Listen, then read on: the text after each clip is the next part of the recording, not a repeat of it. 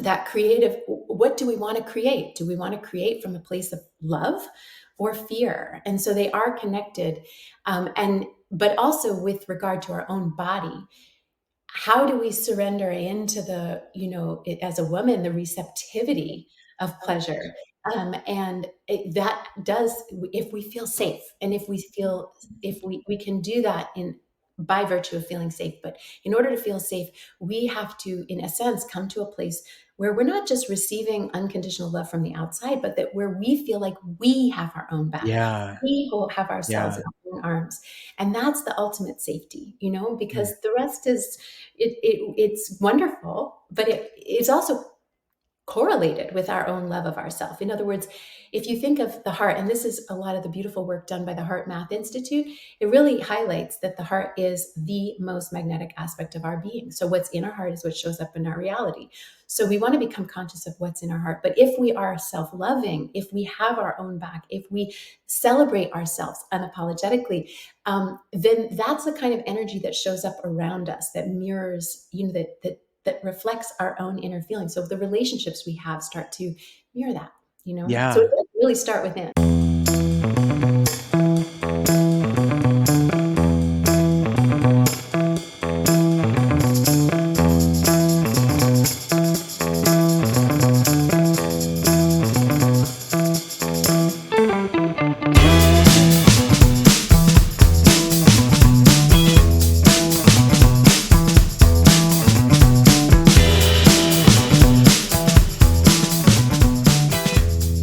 As far back as 3500 BC, Mesopotamia, ancient Sumer, this is really the earliest written human history that we can use to deduce what things were like way back in the day. And really, ancient Sumer could be regarded as the root, as where the roots of Western healing systems, not the Greeks and Romans, but ancient Sumer, where those healing systems started to arise. Now, I'm looking at this through the lens of European practices in medicine, what we call Western medicine. So bear with me on that.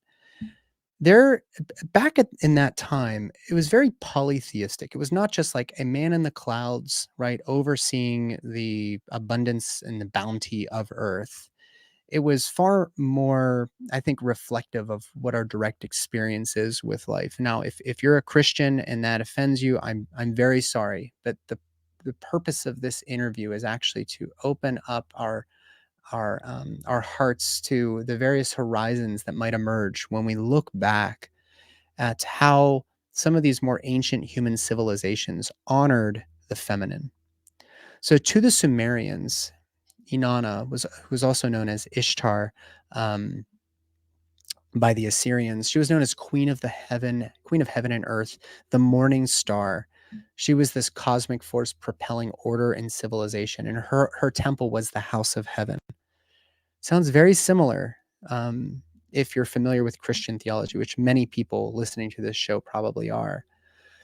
But the creation myth in ancient Mesopotamia was far different. It involved both sexes, and the female gave birth to the world. So as a result, the Sumerians engaged in sex in the spring, and as new green shoots pushed up through the soil, this is when everybody was copulating in order to, implant the seeds, so to speak, of the next generation of children who were going to come into these civilizations. There was this union of male and female, and that was enacted through intercourse to encourage the birth and growth of all life, right in alignment with spring and all these new shoots that were coming up. This represented the trinity of love, healing, and birth. This was all the domain of Inanna. The votaries to Inanna would choose their male consorts and explicitly, actively, and skillfully engage in making love to them. Here's a hymn from the time. He shaped my loins with his fair hands. The shepherd Dumuzi filled my lap with cream and milk. He stroked my pubic hair. He watered my womb. He laid his hands on my holy vulva. He smoothed my black boat with cream. He quickened my narrow boat with milk. He caressed me on the bed. Now I will caress my high priest on the bed. I will caress the faithful shepherd Dumuzi. I will caress his loins, the shepherdship of the land. I will decree a sweet fate for him. As we start to move forward in time from here, we see a very dramatic shift from polytheistic or even dualistic. Well, let's not call it dualistic because that still kind of invokes this idea of good and evil. But in polytheistic times, women were inextricably linked with nature. So this is also the domain of Inanna. And as time progressed, we saw the power, I mean, the beauty that is expressed in hymns like this, we saw it suppressed and squashed and sort of replaced with other stories that were full of sin and, the transgressions of Eve, in the Garden of Eden. And that has really become sort of the stories, I think, that very deterministically have kind of shaped our society. Well, what if we could go back and try to reimagine what life might be like if this goddess Inanna, in all of her glory, and female sexuality, and the magical powers of the feminine to create life in alignment with what we see happening in the spring here in Kentucky? What if we were to go back and rewrite the story of human history based on that versus the Christian dogma that man is separate from nature, and this oppression of nature, this war against nature, is the only way forward through the lens of progress? These stories that we tell ourselves and the myths like that of Inanna, I think provide a lot of therapeutic benefit to the many, many ills and maladies that we're seeing in contemporary society. When my guest today reached out to me, she had listened to a solo cast I had done on a briefish history of Western medicine and women healers. And she said, "Can I send you my book?" And she sent her book, and I was like, "Sure, I love receiving books." She sent me her book, which is called The Way of Inanna, A Heroine's Guide to Living Unapologetically. And I was like, this looks good. And I know about Inanna. I just did some deep research about her, and I did this solo cast, and I read it in like an afternoon, and I was like, Seana, this is amazing. She said, "Do you want to come on my podcast?" And we did that. And we stayed in touch here and there, but I've gone back and revisited her work. And I feel very, very compelled to say that I don't know if there's another way forward. I think embracing this balance between the feminine and the masculine is actually the way forward. I think that may be the new wave of feminism or the opposite of feminism. I actually think there's a lot here, no matter how you have seen the world. I think that Seana, who, by the way, is a licensed independent clinical social worker, who does psychotherapy, and like this is her whole jam. She was living in her masculine as a triathlete, similar to me, and similar to Emily Abbott, who's also been on the show, former high top level CrossFit performer, having to then embrace her feminine despite all of these stories that are told about the weakness, about the sin, the sinful nature of the feminine, and all of her sexuality and all of her procreative powers. Embracing that despite the stories we've been told, there is a tremendous power in there. That's a reclamation of not just power, but also our connection to one another and our connection to ourself. And in some ways, kind of cutting the tether we have through resentment, through shame, through guilt that these stories have sort of perpetrated upon us. I'm speaking, directly to women, but both men and women have these feminine and masculine properties. So, of course, Seana is a perfect fit for the Holistic OBGYN podcast. So, you're going to love this one.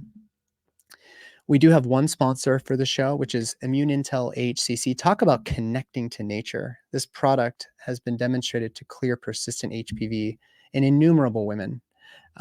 They're in phase 2 trials. There was a recent study out of Texas that shows that without a doubt, this is a whole food supplement that in this formulation at Immune Intel HCC, you're going to get a boosting of your NK cells, your other T cells. You're going to help integrate the message of viruses and clear HPV, but also clear precancerous cells. It's been used to treat treatment-resistant epilepsy, autoimmune conditions, liver disease, a variety of other conditions. This is one of those things where I don't want to say it's a magic cure, but it certainly is an incredibly effective adjuvant to whatever you're already doing in order to live your optimal life, especially if your OBGYN has scared you into thinking you're going to die of cervical cancer because your pesky HPV screen came back positive or your pap smear was abnormal. So Immune Intel AHCC, HCC stands for active hexose correlated compound. It's made from the mycelia of shiitake mushrooms, and the mycelia underneath our feet in the soil, in our gardens, in the woods, gosh, in and around the foundation of our house. These mycelia are everywhere and they connect everything in nature. It's like the internet, the original internet. And I think that's why it does such a good job of increasing the connectivity and intercommunication between your immune cells. So if you want to try this product out, I take a bottle every 4 months just as like a prophylactic measure. If I had HPV and I was worried about getting a leap or maybe another painful biopsy, I might be doubling up my dose and taking it consistently at a high dose for 3 to 4 months before the repeat screen. That's how I'd recommend doing this. This is why this has been such a highly advertised. Like we've been talking about it quite a bit, but it's also a big part of the program that you'll receive if you join us in the Clear and Free family. That's your holistic solution to persistent HPV. You can find out more information at clearhpv.com. I've also talked about it in the Born Free Method, bornfreemethod.com, if you want to learn everything that you could possibly want to know about pregnancy, childbirth, and postpartum. The woman behind this product, her name is Mimi Lindquist. She has an incredible podcast called The Medicine. And if you want to check out this product and get some for yourself at a discount, go to themedicine.com/products. And medicine has no E at the end. So it's THEMEDICIN.com/products. And use code Beloved10. You'll save 10% on your purchase. Thank you. Thank you, the medicine team, Chase and Mimi, for continuing to support the podcast. They're my only sponsor now because I've cut ties with all of the others because I'm tired of reading ads, but I have absolutely zero qualms about putting out positive vibes, good energy around this product because I really, really believe in it. So I make no money from commissions. It's a discount code in order for you to get a discount on just an exceptional supplement out there. All right, guys, I hope you enjoyed this episode. If anything sticks with you, please leave a 5-star review on Apple Podcasts. Go leave a review on Spotify. Follow us on YouTube. You can see the beautiful Seana Zelazo in the flesh on our call throughout this interview. And share these episodes with your friends. Believe it or not, it really, really matters. So I've talked enough.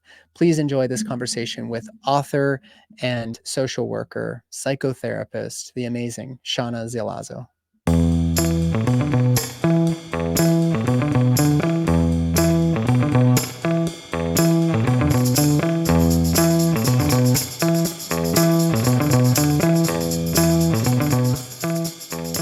Seana, welcome to my humble podcast. It's great to see you again. I am so grateful to be here. Thank you for having me.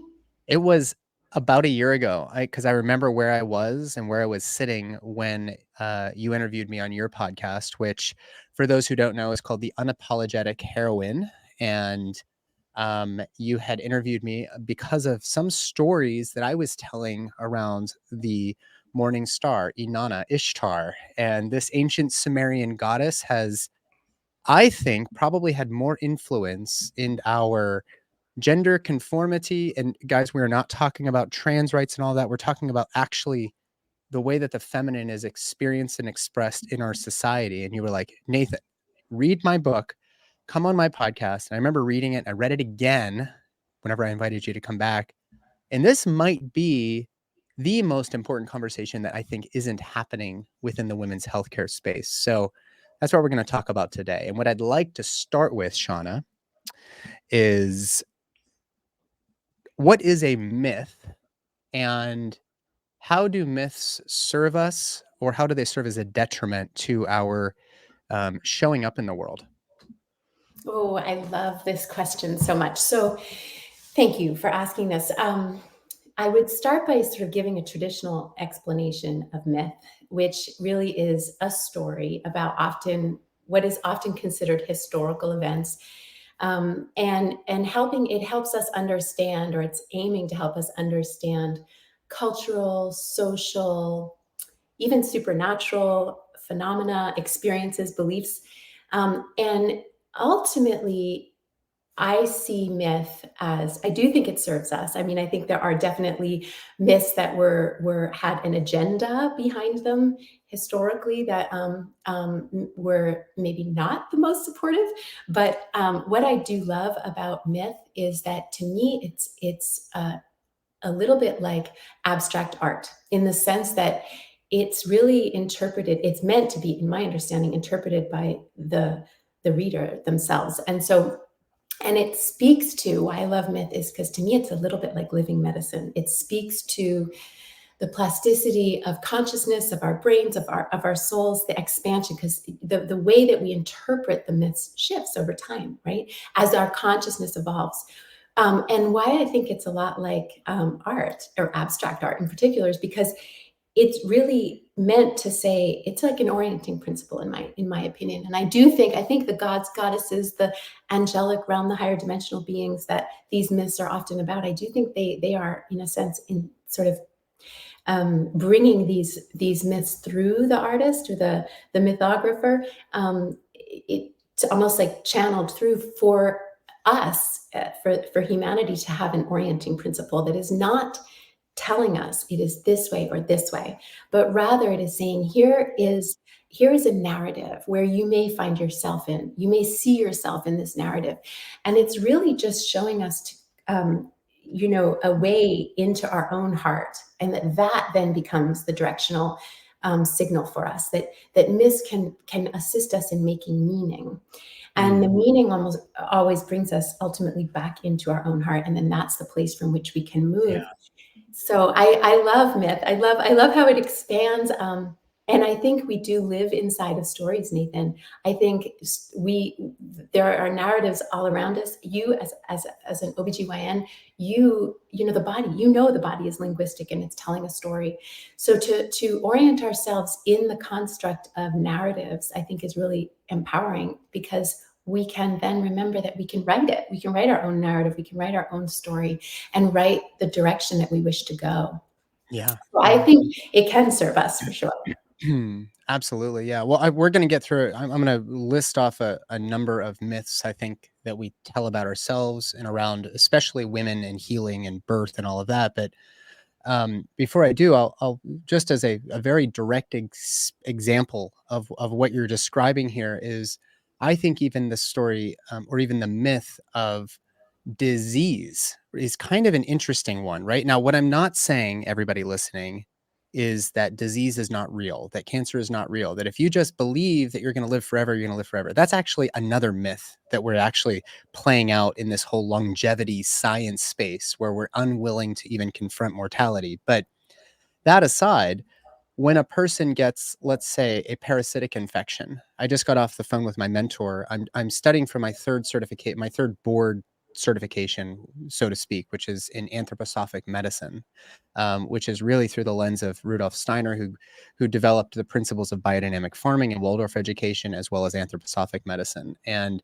this guy was definitely channeling from afar. I mean, like, if you listen to Steiner, it doesn't really make much sense until you do like a deep meditation or even do some dreaming into it. And you're like, oh, I see what he was doing there. Right. And he actually almost speaks in myths. Mm. And so I'm on the phone with my mentor, and my daughter has a blastocystis hominis infection, which is a parasite. It's a protozoal infection inside the gut. And it was so, I try to steer away from this like sort of treatment mindset that doctors have, where it's like, you have the problem, here's the fix. You have a problem here, here's the medication, here's the surgery, whatever else. That may be a part of your acute treatment to save your life. But on the other hand, what story is playing out here? And my mentor actually prompted me to think about, what does an uninvited guest living inside your intestines, what does it actually mean? And she was like, maybe we need to support her development of I, in order for her to have more clear boundaries around, this is me and that is you. Maybe that's why these helminths and these protozoas and all these worms, these parasites, so to speak, maybe they're not bad guys. Maybe they're actually just a reflection that we need to set better boundaries between self and others, the inside and the outside, above and below. And so what we're talking about here, I mean, granted, you are a licensed independent clinical social worker. Do I have that correct? You got it right. Yes. So you can do psychoanalysis, which is actually very, very deeply rooted in the work of Carl Jung and a lot of the archetypal work that I think is so important for people that are struggling with some sort of dis-ease or they're kind of off the path of wherever they were trying to go. And so the reason I say that little story is that we can apply the myths and the stories that we tell ourselves around fertility, around childbirth, around menopause, and pretty much everything in between. So, a couple big myths that I know are a very, very deeply rooted part of our system. Women are weak. Women are lesser. It's a dog eat dog world. Bad things always happen to me. We need doctors and technology to heal X, Y, or Z. Women are unhygienic sinners. So take all of those little tiny stories, and you could date this all the way back to early ancient written history, written human history.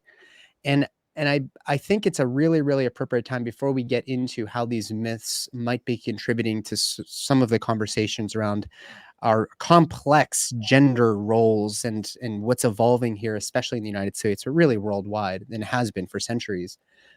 Let's get into Inanna. The title of your book is The Way of Inanna, A Heroine's Guide to Living Unapologetically. What is the story of Inanna, and how is she generally symbolically represented in when people go inward and they come up with something on a canvas? Like, what is coming through when you think and you feel into the essence of Inanna? Well, I love everything you just said because you're truly speaking my language, especially around sort of discerning what is really behind, dis-ease, or what is behind anything. I mean, reading the landscape in general Yeah, yeah, and hearing what is the conversation that's actually, to your point, in support of our evolution, right? That yeah. there's something that we're negotiating. We can return to that, but I love this sort of setting the stage for Inanna. She is an ancient Sumerian goddess who has multiple epitaphs. So that really captures her multidimensionality, which I think is so significant. So when I think of her from a visual perspective, I see multiple images. Because that really is her essence. She's known as the goddess of love and war, which also captures her polarities. Um, Totally. right? She's the It's like goddess. pain and pleasure, that fine line between love and war. Oh, it's like palpable. We all know it, and it's hard to talk about that, but that's very, very true. Go on. Absolutely. And that's, I think, one of the reasons why she's insisting on sort of being remembered at this time, because it is happening. I mean, there are multiple people talking about her. I even read something around someone correlated the story of the movie Barbie with Inanna and Dumuzi. So, I mean, she is back and she is insisting on this because she embodies her multidimensionality. She's also known as Venus. She became known as Ishtar. Um, so, the morning and the evening star is one of her epitaphs as Venus, the goddess of thunderstorms and rain. She's been known as a goddess of justice. She's a fertility goddess, but also she is a goddess of the death mysteries, which is really, that particular title speaks to her myth, the descent of Inanna. So she also refuses to be bound, and that's sort of why she is like myth itself, in the sense that she's not fixed. She doesn't want to be defined just as one thing, and she really, yeah, I can feel her energy sort of pushing back against limitation in any way. So she really represents the liminal, which is just one of my favorite spaces in which to reside in general. That liminal space, because it really reminds us of our creative expression and says, so who are you, and in that liminal space, what is becoming? And so so visually she's often depicted with her foot on a lion, with her beautiful robe of ascension sort of cut way high up to her holy vulva, drawing the viewer's gaze to this powerful sacred center of hers, really emphasizing her second chakra. she's often depicted with the crown of the steps on her head, and she has certain spiritual accoutrements that she holds and carries with her into the underworld. So she's often depicted with those. Sometimes she is seen, the cuneiform expression of her was reed posts. So she's which is symbolic of the liminal, that the reeds that grow between the water and the earth, and so that marshland energy. So reeds are often part of her mythology, and the 8-pointed star as well. So lots of visual depictions of her, but she doesn't like to be bound. That's one of the biggest things in her the fact that she represents polarities, and she insists on her physicality, Nathan, which you being an athlete, I think, can really appreciate.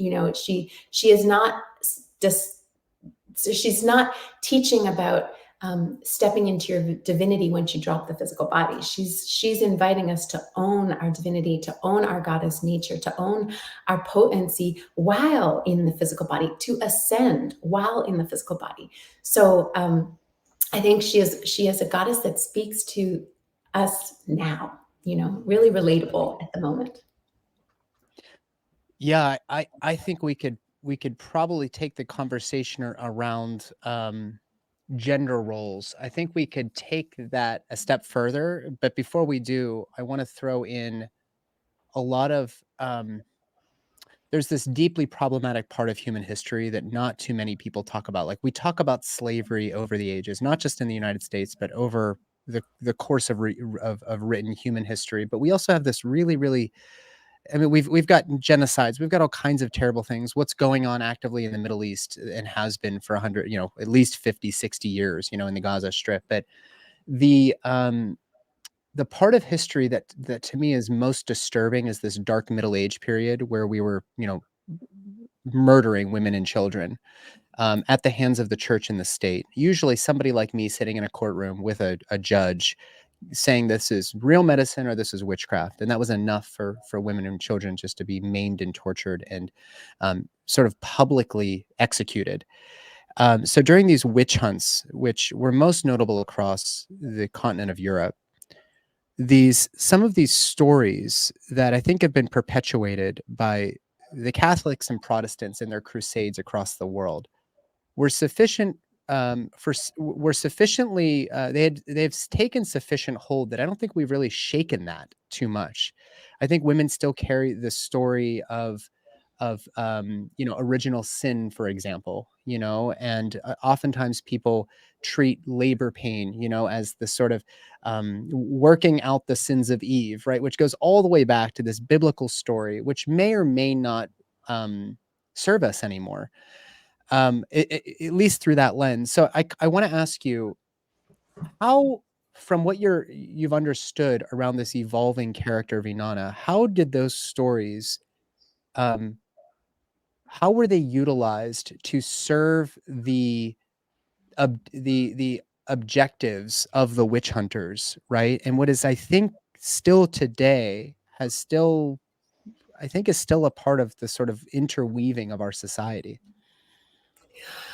Oh, absolutely. And okay, there's quite a bit I want to say about that. So on the one hand, uh, I just want to say I do think that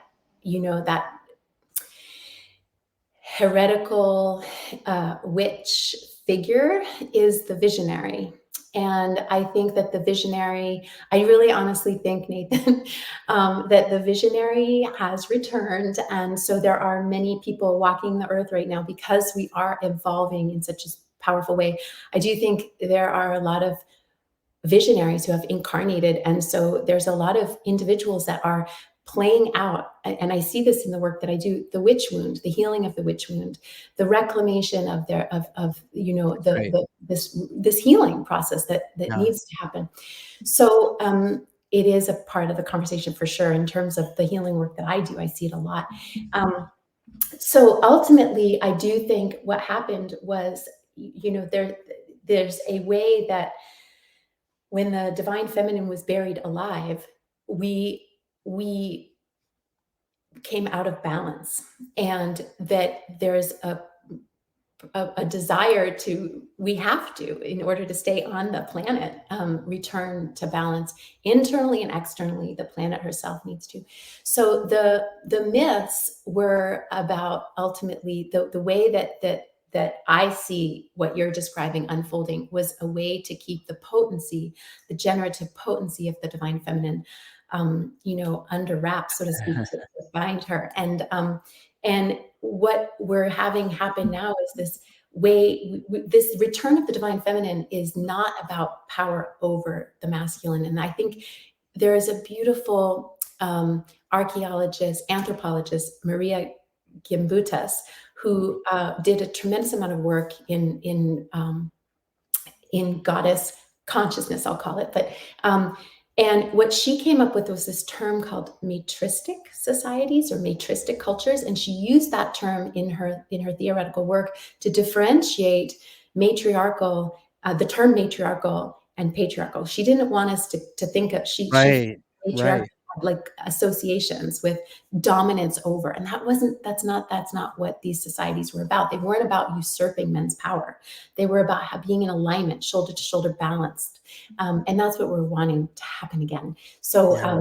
hmm. Yeah. So, what role does like guilt and shame Oof, play, in this? I mean, you're a clinical psychologist, you're a psychotherapist. You hear guilt and shame probably in your dreams now. totally. What role does that play? And before you go into it, one thing I will say is that a lot of reproductive cancers, I've talked to a lot of very experienced clinicians and coaches and therapists, and they see a lot of cancer, a lot of reproductive cancer. I mean, we'll get into second chakra stuff in a bit, but reproductive cancers in women who come from a Catholic background specifically. Yeah.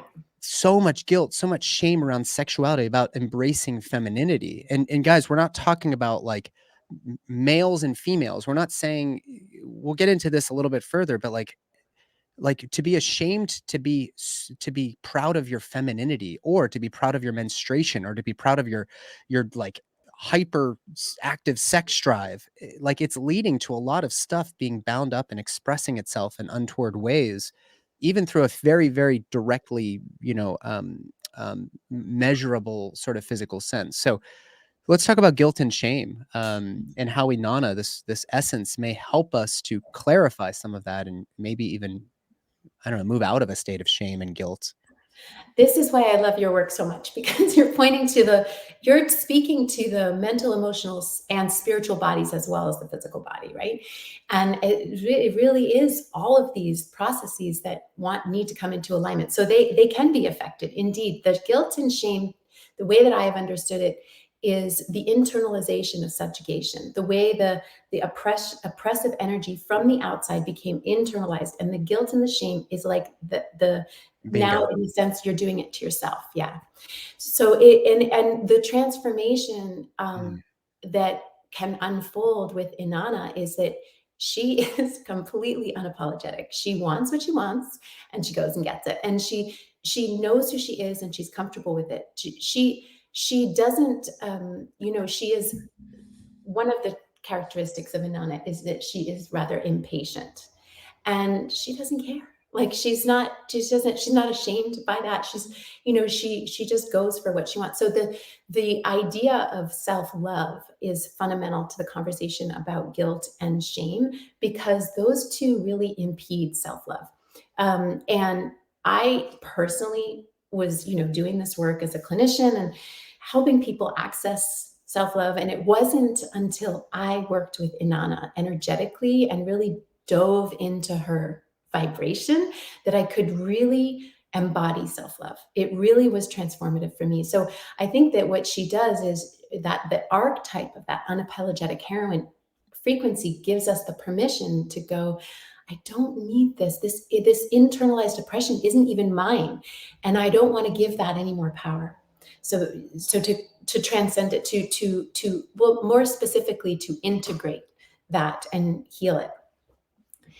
So she's a force for Yeah. sure about that, but Yeah. it's an important process, and I agree with you about the ways that this energy can impact the subtle bodies as well as ultimately the physical body, right?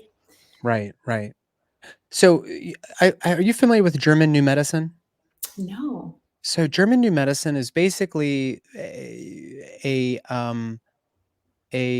healing modality, let's just call it. It's a way of looking at disease from a very different lens, and that is, it's really the lens that you just described, which is, let's say that you have a tremendous guilt or shame, or you're carrying some trauma, the burden of some emotional abuse, or the way you were spoken to, or something terrible that happened in your life, and you never really fully closed the circle on that.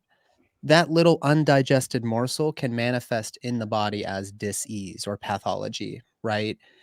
We can look at cancer in this way. We look at parasites in this way. We can look at cervical cancer in this way, persistent HPV. We could think of COVID in this way. Like, there's all kinds of stuff, that if we look at it through a slightly different lens, all that we're saying here, if I can paraphrase you, is that this is not even just stuff in your own lifetime. This is a narrative that has been oppressive to you. And heaven forbid you're a Black woman in the United States. I mean, there's various other stories that you now have to carry, and you suppress that in order to just get by in the world. That in and of itself, and our perpetuation of those narratives, which just kind of, it just blows on the coals a little bit inside of you, can lead to actual health consequences at the physical, mental, or emotional level in the future. Is that playing out in your practice? Absolutely. And absolutely. And I really find that the key, in what I have discerned so far, thus far, is that our vibration. So doing the inner work, doing the healing work, internally the shadow work, all the things where we can lift our vibration, not by disavowing the shadow aspects, but by integrating them and opening our heart to them. I see the heart as a cauldron wherein our healing can be alchemized. So the shadow can become alchemized into that, into love, fear, all of the above, and that ultimately the way that I see this healing happening is lifting our vibration. The higher the vibration, in my opinion, is akin to, like, the higher vibration we have, the more we reside in the frequency of love, the stronger our immune system. I'm not the doc, but I do feel like there is a correlation between our immune system. But certainly I can speak to sort of like our psychic immune system, our energetic immune system, so to speak, is in a sense, it's like the darker frequencies, fear itself, cannot penetrate as easily if you are bolstered in the frequency of love. And it feels so important. But it speaks to doing the inner work. We have to start with the self. We have to do that healing work. We can't Yeah. just like let it go, or turn away from it, or say, I'm Yeah. just going to focus on the positive. Yeah. Yeah. Right, it's like the good vibes only, t-shirts. It's like, that's bullshit. Like, you can't just have good vibes only. You can actually work towards that, but if you're just gonna ignore any of the bad stuff coming in, you're kind of ignoring the opportunity or invitation to do some really deep healing work here. So, I just posted on Twitter just today. It was like, I'm so glad you're going through that hard thing. Even if you feel like it's just the end of the road for you, thank God you get that gift, because that's the only way you're going to grow. And that can be confronting to people. If we just want to dismiss and bypass the hard work, then okay, you can keep doing that, but you're never going to get anywhere. As a father, I've gone through this time and time again. It's like, fuck, I need to dial in my presence for these little girls. Like, there is no way around it. There's absolutely no surrogate for that. You mentioned love, and I think a lot of people think of the heart. Can you talk a little bit about, it seems a little oversimplified. I'm just going to give you a little pushback to say that the heart and let's say, our reproductive system, the cervix, let's say, Emily Abbott's a good friend of mine. She does a lot of this heart opening work in order for people to connect more to their pussy, to their cervix, Totally. whatever. What is that like? In your both your experience, but also in your beautiful language, how do you help people understand this connection between the heart being open and the cervix being opened? And we could go the direction of developing disease like cervical cancer, or we can go the direction of having cervical orgasm. How does the heart play into this? Well, it's a great question, but and really, I would say that it has to do with self love, because Mm, it's going to enter into the conversation of the second chakra, because the yeah, second yeah, chakra is the center wherein we give ourselves permission to play, to have joy, to have fun. So, and it's also the center wherein we can satiate our appetites, but we can't satiate our appetites until we know what we want, which is in the heart. So the heart gives us the information about what it is we desire and what it is that we're longing for.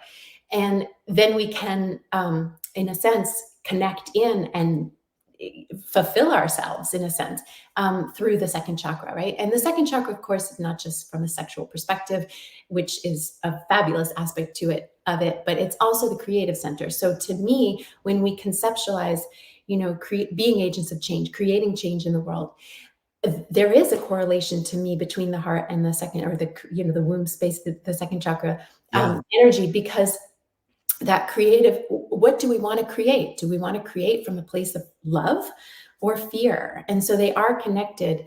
But also with regard to our own body, how do we surrender into as a woman, the receptivity of pleasure? That does, if we feel safe, and if we can do that by virtue of feeling safe. But in order to feel safe, we have to, in a sense, come to a place where we're not just receiving unconditional love from the outside, but that where we feel like we have our own back. Yeah. We will have ourselves in Yeah. our own arms. And that's the ultimate safety, Mm. because the rest is, it's wonderful, but it is also correlated with our own love of ourself. In other words, if you think of the heart, and this is a lot of the beautiful work done by the Heart Math Institute, it really highlights that the heart is the most magnetic aspect of our being. So what's in our heart is what shows up in our reality. So we want to become conscious of what's in our heart. But if we are self-loving, if we have our own back, if we celebrate ourselves unapologetically, then that's the kind of energy that shows up around us, that mirrors, that reflects our own inner feelings. So the relationships we have start to mirror that. So Yeah. really start within. I got to go into COVID for a second. Good. Bring it Um, on. I suspect you and I were equally very contemplative and thoughtful during that time as to how potentially harmful this was going to be over the long run, because so many people, you brought up heart math. Well, I've been studying polyvagal theory, and for like, what a powerful framework in order to help a person, just looking at these various levels of the autonomic ladder. During COVID, so many people were looking at the world as a place to be afraid of, right? And I think that this has perpetuated itself in our ongoing fears of viruses and things out to get us, and even cancer being this thing that's the battle against cancer. It all kind of seems like it's in the dorsal vagal, this like kind of freeze pattern. Yeah. And when you don't feel safe, I don't really know how you can do anything in the world. So I'm wondering if you could just maybe uh, share, what was your experience during COVID from this standpoint of a person being closed off and feeling unsafe for years at a time? Like, what's the long-term consequence of that?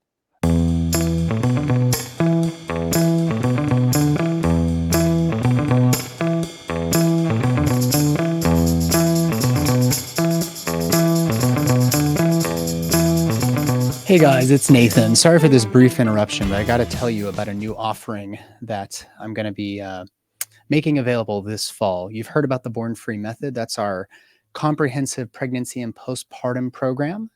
Includes 12 months of weekly calls, 100 plus video modules, tons of citations around pregnancy and postpartum. Well, Born Free is an umbrella under which there's going to be a lot of other courses. And the second course in this anthology is called Clear and Free, Your Solution to Persistent HPV. It's a collaborative effort between me and Mimi Lindquist of the Medicine Podcast.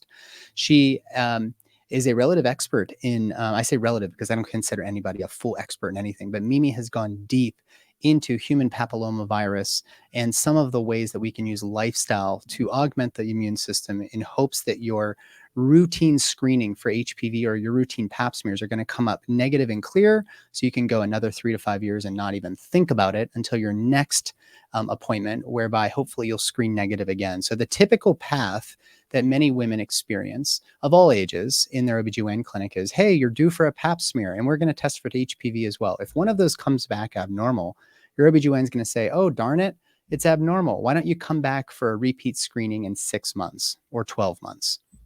And this process continues, right, until you end up with either a progression of abnormal cells in the cervix caught on pap smear or a persistence of human papillomavirus, meaning your body has not been able to integrate the message of this virus, right? Remember, viruses are not living things. So in the meantime, your OB/GYN or your midwife or nurse practitioner hasn't given you any tools in order to help support your immune system through diet, through movement, through sleep, through stress management, through hydration, through all of those modifiable lifestyle factors, so that you can be sure that if you had an HPV positive screen initially, that the next time it's going to be negative. Now, the other part of that conversation, of course, is, hey, I got the HPV vaccine. Aren't I safe now? Well, the problem with Gardasil 9, which is the primary vaccine that is offered to young men and women as early as age 9, has not been demonstrated to be either effective at preventing cervical cancer nor safe because of the aluminum adjuvants and everything else. So there's a lot of controversy around HPV and cervical cancer, and even cervical cancer screening methods, along with this vaccine. What do I do? Should I get it? Should I not get it? Should my little girls get this vaccine? And so, given the sort of swirling pool of information and misinformation out there, I went deep as well. And Mimi and I teamed up in order to clarify for everybody out there the realities around what HPV and cervical cancer screening looks like, what can be done while you're waiting for your follow-ups in order to support your immune system to integrate the message of that virus and avoid any abnormal cells developing, and hopefully avoid painful biopsies, or even worse, LEEP procedures, cold knife comb procedures, and of course, worst case scenarios, cervical cancer. There's so much that's in your power. Your doctors, your practitioners probably aren't maybe educated or incentivized to share all of that information, but we're going to do that through this course, as well as all of the realities around vaccines, especially Gardasil 9. We look at data from the United States and elsewhere in the world. We speak to attorneys who are litigating on this topic around Gardasil 9.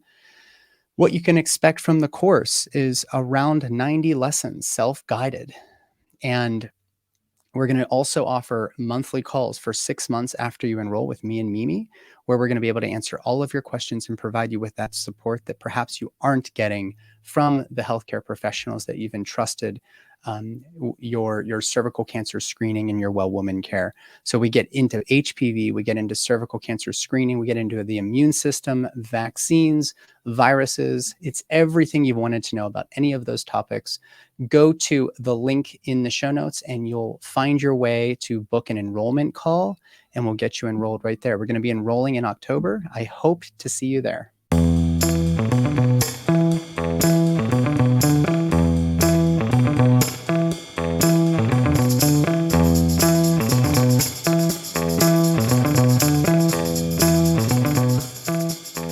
Well, for sure, I mean, you know this, and it's, really, I think, well promoted, that there is, there is an increase in mental health issues that have surfaced, as addiction, all of the, those, it's a huge question, because what I see is that there was, even though that was an incredibly challenging experience to go through, it did elicit a collective dark night of the soul, and really this descent into the underworld collectively. And so that ultimately I relate to that as an initiation. And that's consistent with Inanna's process. And so I think there is great opportunity to actually, in this very paradoxical way, but spirit works paradoxically so often, to stand in our sovereignty, really to question where do we want our consciousness to reside? Do we want it to reside in fear? And there are so many opportunities. There's such a strong pull. And I think that also invites us to work with the ego, not as something we want to get rid of, but more like a personal trainer that's calling us over and saying, can I hook you with fear? And we look at it and we say, like, I'm training myself to shift my gaze away, from the fear. It's hard, but it strengthens us, just like training for anything that we would do physically, So I do think there are, I think there is a huge, even with the kids, we both have young ones. I think there was a major impact on the development of executive function that was really important for these little kiddos, that, couldn't get the facial cues even when they did go back to school. All the things that inform the development of executive function, I think was impacted. Yeah. So I think there's a lot that has unfolded. But I do think that there's also an opportunity, and I don't mean this to sound like, sort of Pollyanna positive, but I do look for, in my training is strength psychology, so I do look for, like, what is the medicine in this? What is the teaching? What is the learning from this? And I do think there's an opportunity for us to really go, let's, are we called to stand in our sovereignty? Because our sovereignty was, compromised. And so Yeah. it can be a way for us to pivot towards that, which Yeah. is my hope,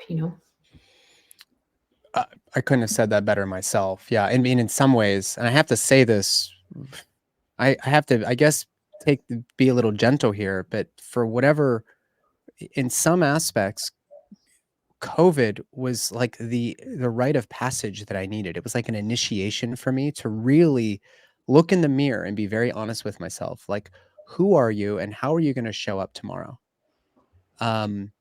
If I see everybody out there who was pro vaccine or whatever, like these come up every single day in our regular conversations. If I see the person who disagrees with me as the enemy, as somebody to be afraid of, who somebody's out to get me, regardless of what side of of that story you fall on, that's going to come back to you. So I had to make this very active, conscious decision to say, this is the ultimate exercise in holding compassion for myself, patience and compassion for others, and just trying to do my best to lead with love and light. And we all slipped up occasionally. I mean, there was times when I was just like, what the fuck are you talking about? And that doesn't really serve them or me or our relationship for that matter. But without these initiations, which I think we're sorely lacking nowadays, I don't think a lot of people think inward and maybe embrace the opportunities that can arise from a little bit of messiness and a little bit of uncertainty. And I think that actually is the spirit of Inanna. So thank you for sharing that, for entertaining me there on that. Okay, I've got a hypothetical here for you. And this is another one. I mean, we're like just treading tricky water here. Let's just call it what it is.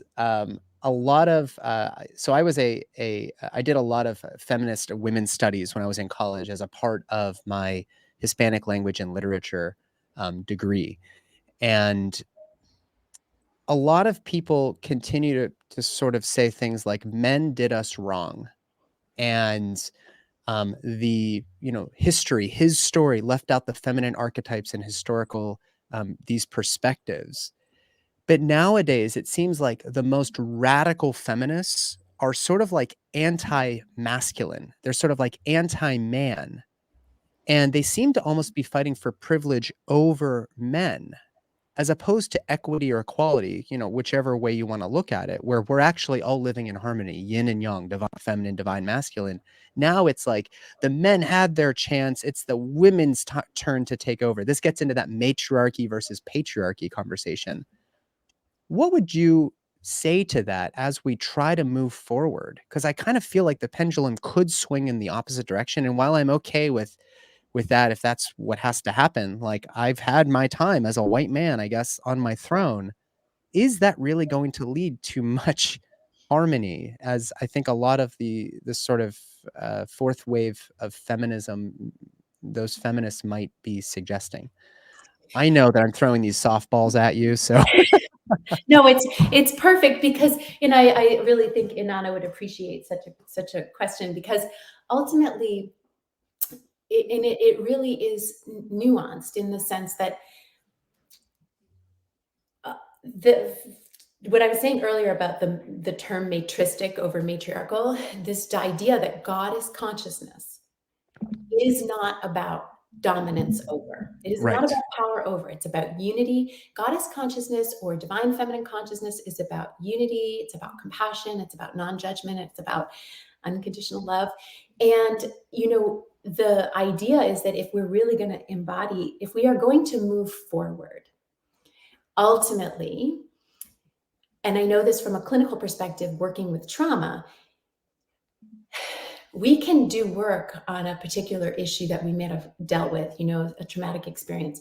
But if we are still experiencing resentment for it, the resentment acts like a tether to the trauma of it. Right. It keeps us bound, like shackled to where we were. And we're trying to go somewhere else, right? So it's important for us to unshackle ourselves by dissolving resentment. Not dissolving resentment does not mean condoning what was done to us that was unjust, but it's about alchemizing it in the heart Mm, and using mm, this is that notion of, and why Inanna's mythology is, I think, so important, is because it gives us an opportunity to rewrite our narrative from a place of empowerment. So we realize, like, whatever subjugation we've endured, we can look at ourselves now and say, but I'm still here. And not only am I still here, I'm gonna fucking rise. Like, I am rising. mm, And mm. there's a way where if you can get into that energy, you're not residing in the resentment. You're the resentment, and resentment is a block to joy. So we can't hold resentment and experience joy. So it serves us, and it serves us to, it's a liberating process to dissolve resentment. And the best way I have come to understand how to transmute resentment is to bring it into the heart. Again, it's not about condoning, it's just about going, can I find a way to feel upset about what I have gone through, but hold it in my heart so that I can move, I can rise. I'm not tethered. I don't want to limit myself.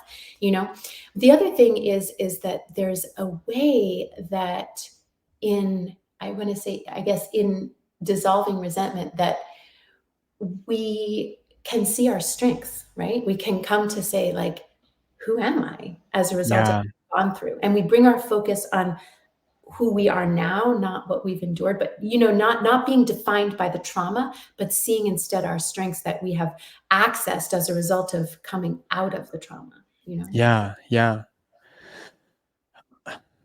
I, of course, I agree fully with that. And I'm deeply empathetic, I suppose, or empathic. I never know what the right adjective there is for empathy, but whatever. Yeah, I think you know what I mean. I do. When a woman says, or when I sort of unveil, or a woman decides to share with me, I was raped when I was 16, and I think it's, what do you say to that 16-year-old? Because going back to everything we've already talked about, men don't rape women because they just get the urge to have sex. This is a almost like a reminder of that suppression that has happened since the dawn of written human history, of the beautiful feminine power. Like, it's such a threat to us guys that we need to remind you that, hey, you might have all those feminine magical powers, like, oh, I don't know, creating life, but I'm still bigger and stronger than you. So don't forget that. Maybe you can comment on that. Why do men rape women? But also, how is a person who has undergone a very malicious attack, how are they, like, what's the first step for them to start trying to forgive the person who did this horrific thing to them and maybe fuck them up for the rest of their life? Unless they read your book and they can start working with somebody who can really help them unpack that and snip that tether. Absolutely. Ultimately, there's a way in which I would say it's so important to honor the experience that any one of us has gone through, right? But in terms of, I think, the term forgiveness tends to be triggering to some people.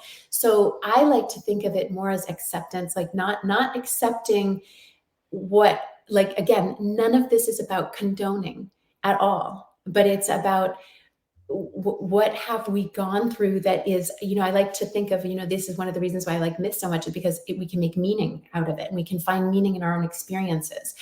And if we're struggling to move beyond a trauma of that nature, can we find a way where we can understand that an aspect of our soul is we're almost like, it's an opportunity for us to see how masterful we are to heal. So when Mm, we touch into, like, again, bringing our focus, our gaze towards our own mastery of coming out of that and seeing ourselves as, and ultimately developing an inner felt sense of safety. Again, goes back to safety, right? Like even, what you did in with COVID and in terms of, or the shift that you made from leaving, your work at the hospital into now, it took feeling safe. There was something Yeah. you had to do to access a felt sense of safety, um, and to be the visionary that you are, and ultimately I think that that's an opportunity here with someone who's relaying a story like that, is first of all honor the experience, absolutely,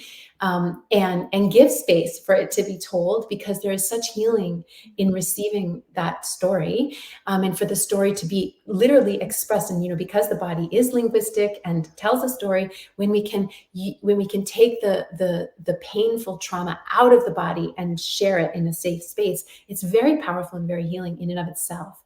And so, but to bring the awareness into saying, like, in a sense, this is fundamentally sort of being clear that this is not about condoning the actions, but rather about saying, so this happened, and I am going to bring my awareness to how masterful I am, that I can overcome that, and that I can find joy, and I can access, and to bring our awareness, it's like we have a goal now. We're going to Yeah. focus how do I access joy? Yeah. So yeah. Yeah. I mean, I'm just like, I'm like I'm trying to hold space even for myself here, but I'm trying to think of that the people that have just been, I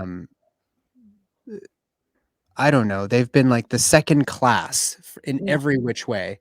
I'm Yeah. thinking of like a a Black lesbian person who grew up in the inner city, and they've had just about every possible thing Mhm. work against them in their Mhm. entire life. Mhm. And I if those out there, if you're feeling that as well, I want to try to just recenter ourselves around what you're saying, Shauna, which is not, "Hey, let bygones be bygones." It's not a matter of like, not even like from the Catholic kind of thing where it's like, "I forgive you, 12 Mhm. steps," or whatever. Like, I think what I'm taking from it anyways is that you have the opportunity right now to recenter yourself in the world, and to try to resonate love and light, as opposed to love, whatever the opposite of that is, death and suffering and everything else. That is one thing that actually is in your control, and that also doesn't take the pain away. Right. It's still something you carry with you. It still is informing you, but it's not empowering to live in that state. It's okay to observe that state, but to not just like pretend like it didn't happen. Can you maybe just elaborate a little bit further? Because I think this is kind of the crux of why I like your work so much. There's so Thank you. much wisdom there. Thank you so much. I do. I agree that it's it's confronting for sure to people when you think of the work that I do from an intuitive perspective, and you look at the larger picture, like what. So yes, I'm an LICSW, but really my focus now is on what is sort of really going on. So I'm not even doing the psychotherapy anymore, because I wanted the freedom, like you, to step outside of the clinical practice, to be able to do what I feel is my true work, which Yeah. is around, seeing, because I do intuitive work, and to see what's really at play, and what is our soul receiving from this experience, and why, and so ultimately, uh, I think it can be helpful when we take a zoom out lens perspective, and that can, again, it's not about condoning anything that was completely unfair. It's completely merited to be resentful. Of course it is. And it gives power to those that were Right. misusing power. So we don't Oh, want to, yeah, we want to transmute it. And in so doing, we become empowered. And Nathan, in psychotherapy, we conceptualize the idea that shadow work, that behind the shadow is power. So when we integrate the shadow, when we integrate that terrifying experience, again, integrated in the sense of, come to a place of healing. And it's not about saying, I'm only focusing on like positive energy. It's about going, this was fucking hard, and this drastically impacted my life. I'm completely anxious now. I don't feel safe. I can't, it's hard for me to enter into sacred relationship, safe relationship with anybody. And that these are real experiences, but that's part of the initiation. And when we see Yeah. that, we come to realize like, I am so masterful that I Yeah. can move beyond that.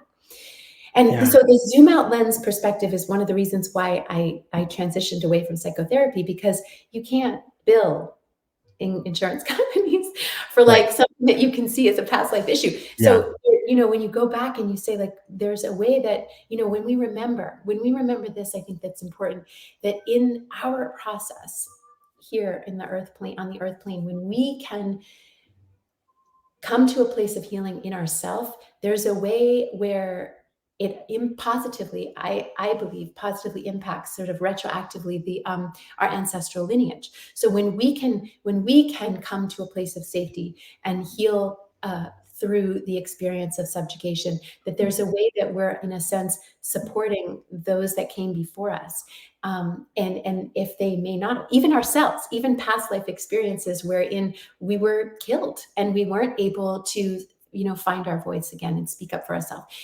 So I think there's a lot of opportunity in the healing work, and it's not about disavowing the experience. It's about integrating it into a larger understanding of like your soul's journey. And I think Yeah. it's Yeah. really important.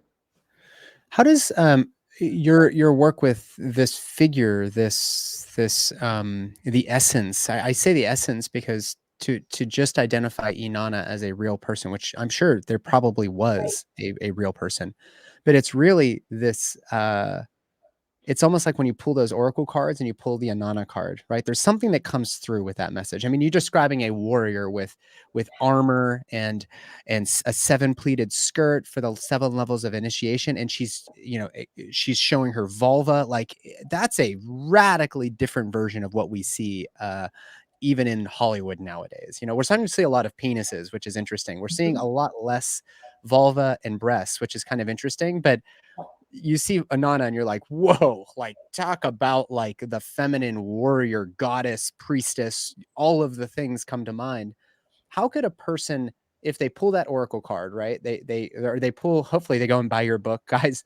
Seana's book is called, it's a long title, but Author of The Way of Inanna, A Heroine's Guide to Living Unapologetically.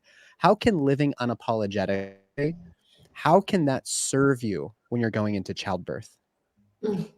That is such a Sorry, I just threw a curveball. No, I love that. I love that. Because again, I just want to say before I answer that question, I think that you talk a lot about, cultivating the soil, right? In terms of Yeah. preparation for conception. And I think that that's truly what the energy of Inanna does. She's going, well, the soil definitely includes your relationship to yourself and self-love. Totally. That's it. Yeah. So that's one of the ways. And then with regard to, there's a beautiful scene in the descent story. The descent of Inanna is, for listeners, is her most well-known myth. And there are sort of different phases of the story. So there's also the dream and the return, but it's kind of like one long story. But in that, she is facing her death. Inanna is facing her death as she goes to the underworld, where her sister self, Ereshkigal, fixes the eye of death upon her, and she dies. But at the same time, we see Ereshkigal, the queen of the underworld, lying on the floor, like her hair a mess. She's experiencing labor pains. So there's this juxtaposition of death and birth.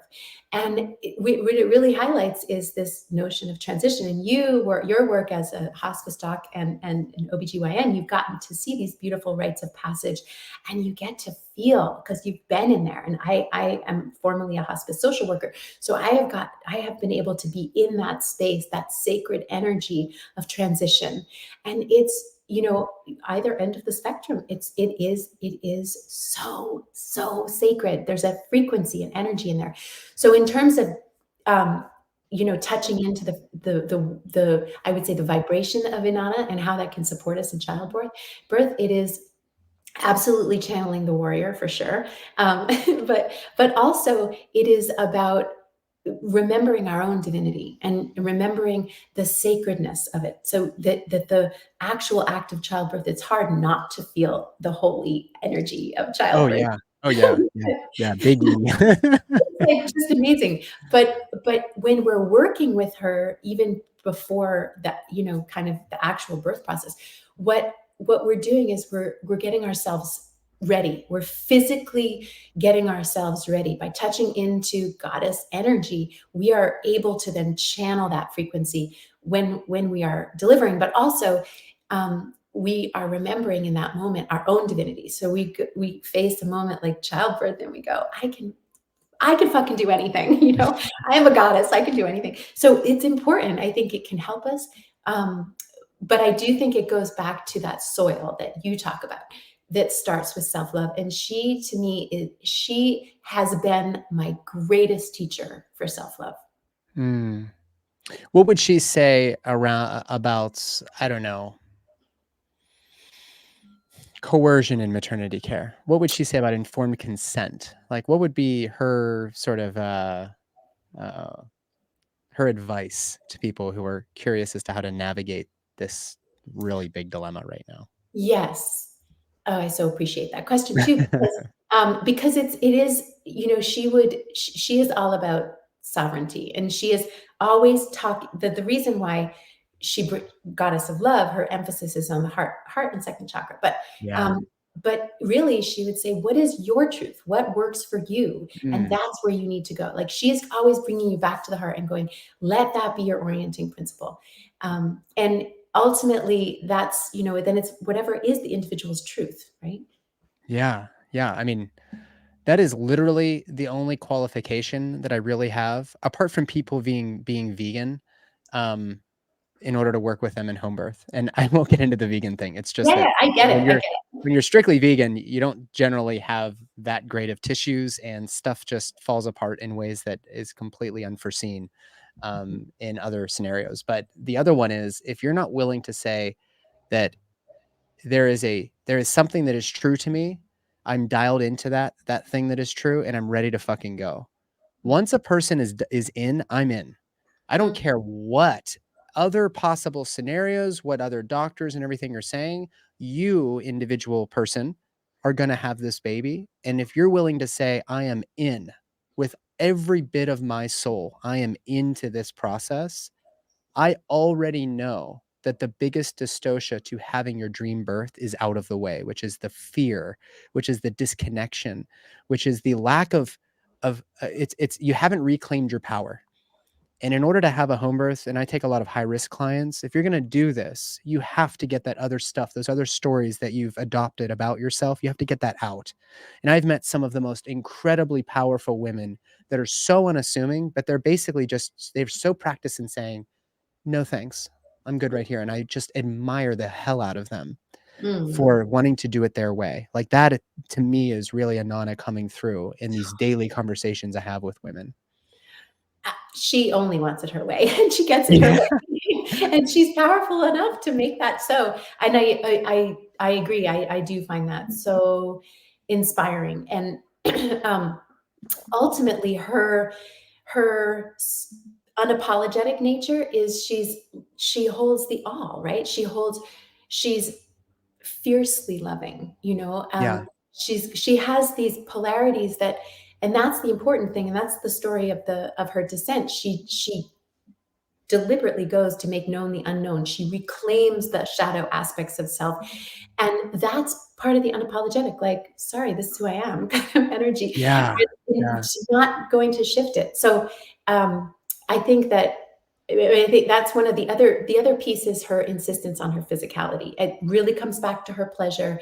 Her mythology really highlights her emphasis on her own pleasure, and her glory, her felt sense of adorning her physical body and really owning her beauty, I think is central to the birth process as well. Is to really come into the body. We have to be in the body to birth, and be in connection to the body, in not only to birth but to conceive, right? And the experience of really remembering. I feel like one of the things myth does is it reminds Remembering. that, Mhm. yes, remembering how powerful we are, and the Mm.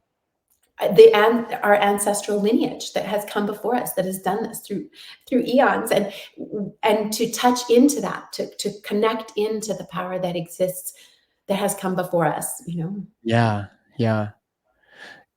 What just came back to me was one of the previous questions that I had asked you, which is around this sort of the feminism challenging patriarchy, looking for privilege over men, if that is the end goal, which I don't think it is for all feminist guys. I'm not saying that.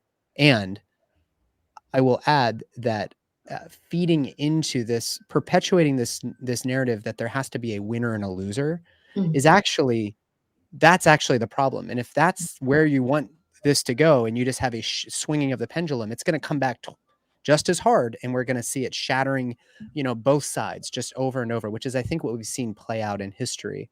Um, and one thing I'll say for people that question that is like, you're a woman. Why would you want to be a man? I get why you would, from what you've been told about how society runs and all of that. But you have the ability to have children. Like, you are so much more powerful than me. Like, yes, I have muscles, big fucking deal. You can grow a baby. Like, there is no power anywhere in all of my books and all of my studies and all of my diplomas. Nothing will ever let me even get close to the power of the feminine. And that mm, is actually, I think, why so many men are now becoming aware of this binary here, and mm, they're starting to want to take advantage of the opportunity to sit with birth with their own baby, because you get to witness for the first time ever a real magic trick, and perhaps something that is only comparable to something you'd see in like Avatar. Like, you get to see something real fucking magic right in front of your eyes, and mm. you will never even get a whiff of that out of your own fingertips. Like, that is real power. And we've put these societal structures that, of course, that have suppressed this power. Um, but man, why would you want to be a man? You're a fucking woman. Like, thank God you're a woman. Like, I envy women in so many ways. And that sounds like such a privileged white guy thing to say. I get it.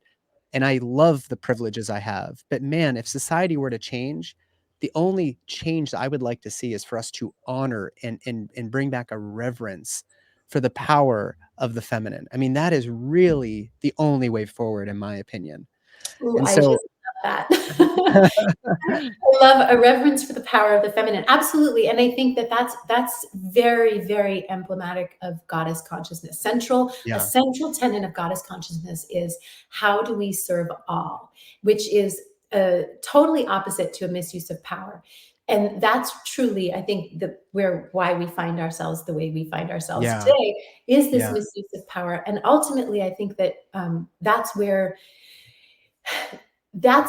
the invitation is to go, is to find a way to serve all. yeah, And and Inanna does that. Inanna's mythology does this. You can see this in the way that she, some, especially the the myth, Inanna and the god of wisdom.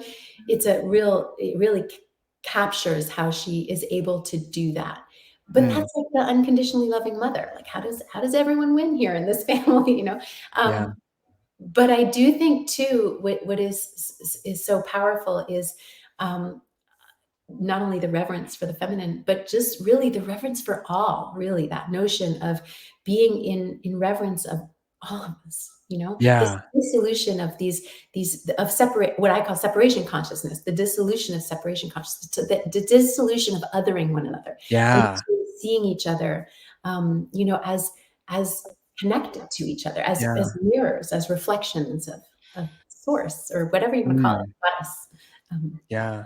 Yeah, I mean, and getting back to what you said about the soil, Yeah. I mean, are the way that we've mistreated our planet, and like, guys, this is not just like Sierra Club or whatever. Like, I mean, go out into your yard and dig up a handful of soil and just look very carefully. Feel what's in that soil. It is a living biomass. Like, and we have done our very best to isolate in monocultures and utilizing chemical fertilizers to grow specific things. And the earth is just flicking us off. Like, come on, guys. Are you just okay? Keep trying that thing, And meanwhile, you go walk into the woods in Kentucky here, and everything is just bustling with life. Like, it wants to live, and our determined we're so determined to divide and conquer, even in the soil. And the power of Inanna really, I think, is embodied within the spirit of Earth herself. Like it, we have nothing on this. Like we have nothing on it. So why not just surrender to it and actually allow it to become a part of who we are and how we connect to one another? When a person does that, Seana, as kind of like maybe we'll kind of start wrapping it up here. When a person reads your book, they listen to your podcast, they really are like, fuck yeah, they're in, they're going to do this. Is there a shadow side to embracing Inanna, like fully?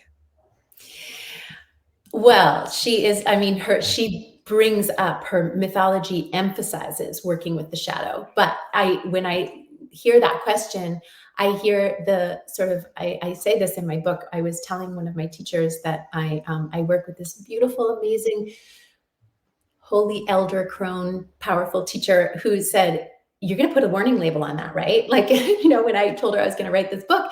And ultimately, the reason is because she does, when you sort of, and this, the higher dimensional beings do not violate our free will. So we have to say yes, and there's an aspect of us, even if it's unconscious, that's like, yes, I want to change. Yes, I want to transform. So when we give ourselves permission to transform, with Inanna especially, things are going to shift. And, it's like, in so many ways, like for me, the biggest outcome was balance, which is positive, but I had to let go of some major rigidity. And that's hard, right? And I know you are an athlete, and it's hard for endurance athletes to let go of rigidity sometimes.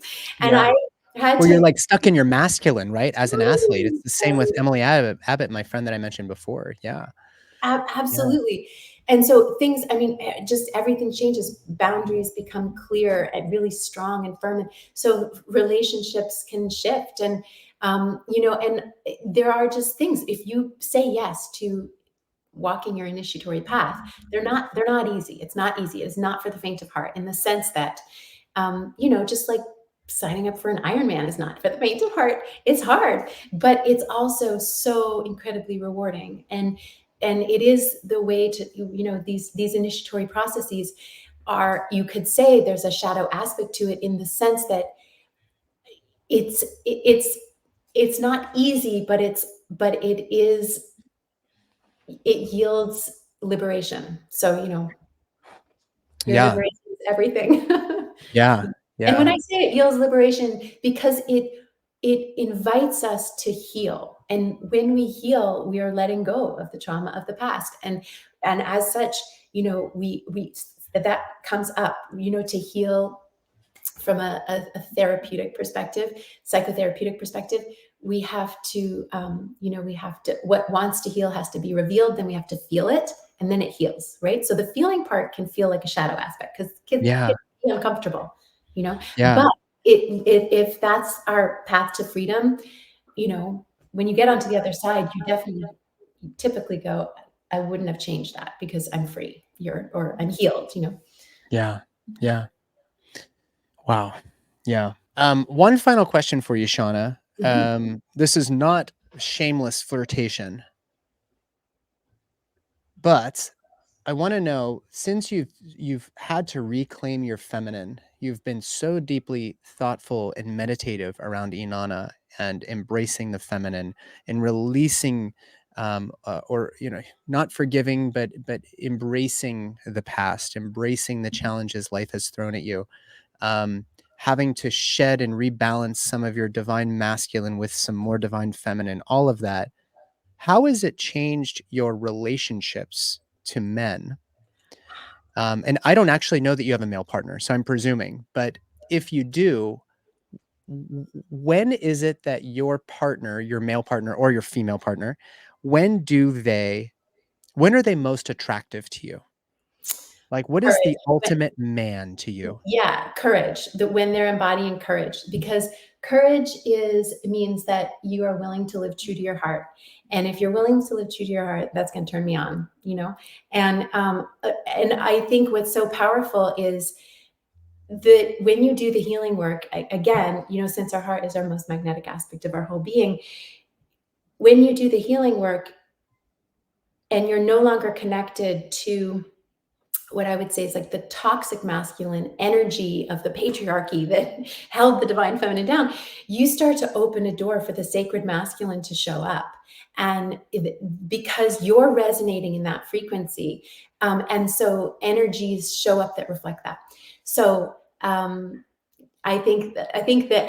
answer to your question in terms of whatever identification one presents with, I think the most attractive, most, the hottest attribute is courage.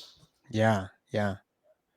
It's funny you say that. My wife and I have been together since we were about 16, and naturally, you have to start getting more creative. We've got 2 little kids in the house now. From our Yeah, sex life standpoint, things tend to dry up a little bit, totally. literally and figuratively. Mhm. Recently, we've been having way much better sex, and I think a part of it, and I've shared this with my wife, she and I talked about this recently, was that I just decided, instead of asking permission, and let me, before I say that, like "Hey, do you wanna have sex?" is what I mean, not like Yeah. getting consent. Like, consent is built up over a lot. There's a consent, there's foreplay, there's all of that. So we're past that. But then, even then, Mhm. there was a point where it was like, "Oh, I don't wanna be rejected, so I don't really wanna ask. I don't wanna, like, initiate because I might again." That was, like, all me. And I told her, like, "I wish you would, you would initiate more in all this." But then at some point I just decided, and I was reading John Wineland's book From the Yeah. Core. He's an incredible, like, he's got some incredible exercises there. I Mm. just decided that after we're there, we're communicating, we're jiving, the chemistry's there, I'm just going to go for it. And my wife is so thankful for that, because she knows that there's a little bit of courage there to initiate. And she just wants me to have that initiation to take her, right? And like I Mhm. said, guys, this is not me forcing my wife to have sex. No, no. It's working all the way up. And then at the last moment, I have the courage to step over the threshold and to just take her. Yeah, That, she said, that is such a turn on. But that's kind of actually like sort of what you're describing is, absolutely. sometimes the feminine just wants to be taken by a man, and by her man, like by her, the love of her life. Like, that actually says a lot. So I think that we tend to get caught up in the step by step, the sort of rigmarole of this dance between the masculine and feminine. And sometimes the feminine wants, um, wants to be penetrated, and sometimes she wants me to receive her. And that delicate, that takes courage to kind of work things out in your relationship. So, um, that, anything you want to say about that? I'm just kind of Well, curious. yes, I think that that's, one of the myths of Inanna. In one of the myths of Inanna, she says, "Who will plow my holy vulva?" Right? She wants it, and so I think that's a lot of what you're speaking to. Yeah, Is this, she's talking. She's this is like culturally, this is a very famous cultural myth, right? And this is the discourse in the mythology, and it highlights that you're describing this desire, right? Like what is our desire, whatever is our desire, and to have our desire fulfilled, right? So the having being a partner who has the courage to fulfill that desire yeah. is absolutely wonderful. Yeah, yeah, yeah. Well, I mean, I think everybody out there thinks you have a podcast, you wrote a book, you got XYZ credentials. Now everything's just like you just have it all figured out. Like, no, the more you try to study and understand this stuff, the more complicated your own internal dialogue becomes, as well as, of course, the dialogue you have with your most intimate partner. So, the work is still there. But when I find people like you and John Wineland and so many of these other, just there, it's almost like you're like modern philosophers. To me, I feel like there's so much, um, wisdom there, and your book is absolutely no exception. Why don't you tell people one more time the name of your book? We're gonna try to send people everywhere that they can go and get it, as well as to your podcast. So just tell people all of the stuff, and we'll make sure we get them there. Thank you so much, Nathan. It has been so amazing to connect in with you today, and to honor Inanna in this way. My book is called The Way of Inanna, A Heroine's Guide to Living Unapologetically. and it's available at booksellers worldwide, and it is also available on Audible. So if people prefer Mm, that, yeah. amazing. Yeah. So, and then I think that's it. Oh, and then my website is seanazelazo.com. And they can find your podcast, The Yeah. Unapologetic Heroine, there. Yep. You say heroine or do you say heroine? How do you Yeah. pronounce that? I say heroin. Mhm. Heroine, nice, very nice. It Yeah. may be there may be some reason that heroin is spelled the same way. I have no idea, but Right. Right. uh, Instagram, Seana Zelazo, author is where you can find everybody or find Seana, everybody. Seana, thank you so much. I could talk to you for hours, but I'll be respectful of your Likewise. time, and we'll cut it for today. Thank you.